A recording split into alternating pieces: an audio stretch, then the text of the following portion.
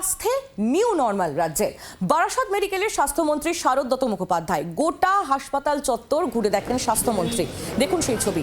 হাসপাতালের পরিচ্ছন্নতায় নজর, রিপোর্ট দিতে নির্দেশ দিয়েছেন স্বাস্থ্যমন্ত্রী, এমনটাই খবর পাওয়া যাচ্ছে। বারাসাত মেডিকেলের স্বাস্থ্যমন্ত্রী শারদ মুখোপাধ্যায়, মনোজ মণ্ডল আমাদের প্রতিনিধি রয়েছেন এই মুহূর্তে আমাদের সঙ্গে টেলিফোন লাইনে। মনোজ, শারদ মুখোপাধ্যায় রাজ্যের স্বাস্থ্যমন্ত্রী, তিনি গোটা হসপিটাল চত্বর দেখে কি নির্দেশ দিলেন? আচমকাই কিন্তু আজ এই বারাসাত মেডিকেল কলেজে স্বাস্থ্যমন্ত্রী তিনি কিন্তু ভিজিটে আছেন এবং তিনি গোটা হাসপাতাল চত্বর তিনি পায়ে হেঁটে পরিদর্শন করেন এবং তার সঙ্গে উচ্চপদস্থ যে সমস্ত আধিকারিকরা ছিলেন হাসপাতাল চত্বরে তারাও কিন্তু সঙ্গে ছিলেন। কিন্তু এই হাসপাতাল চত্বর যখন তিনি গোটা হাসপাতাল চত্বর তিনি যখন দেখেন, সেই সময় দেখেন যে পরিষেবা নিয়ে যথেষ্ট সন্তুষ্ট থাকলেও পরিচ্ছন্নতা নিয়ে কিন্তু এবং পরিকাঠামো নিয়ে যথেষ্ট ক্ষোভ প্রকাশ করেছেন স্বাস্থ্যমন্ত্রী শারদ মুখোপাধ্যায়। তিনি জানান যে এই হাসপাতালের বেশ কিছু জায়গায় কিন্তু অপরিচ্ছন্নতা রয়েছে এবং পরিকাঠামো নিয়েও কিন্তু বেশ কিছু ত্রুটি রয়েছে।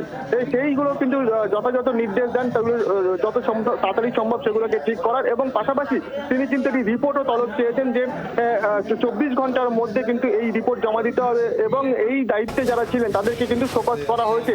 ইতিমধ্যে কিন্তু তিনি গোটা ঘটনা তদন্ত শুরু করেছেন এবং পাশাপাশি মেদিনীপুরের যে মেয়াদ উত্তীর্ণ স্যালাইন কাণ্ড সেটা নিয়ে তিনি জানিয়েছেন যে এই ঘটনা কোনো পক্ষে মেনে নেওয়া সম্ভব নয়। গোটা ঘটনা কিন্তু তদন্ত করে দেখা হচ্ছে এবং স্বাস্থ্য ভবন থেকে একটি রিপোর্ট তলব করা হয়েছে, যেটাতে কিন্তু সে তলব করা হবে। পাশাপাশি কিন্তু এই ঘটনার সঙ্গে যারা জড়িত তাদের কিন্তু উপযুক্ত ব্যবস্থা হবে। উপযুক্ত ব্যবস্থার নির্দেশ ইতিমধ্যেই স্বাস্থ্যমন্ত্রী দিয়েছেন। মনোজ, তুমি নজর রাখো, ধন্যবাদ তোমায়।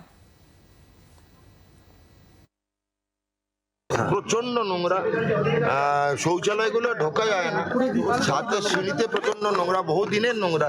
ওয়ার্ড মাস্টার এবং যারা নন মেডিকেল সুপার আছে যারা এগুলো দেখে, যেমন আমাদের ড্রেন পরিষ্কার, নিকাশি ব্যবস্থা খারাপ আছে।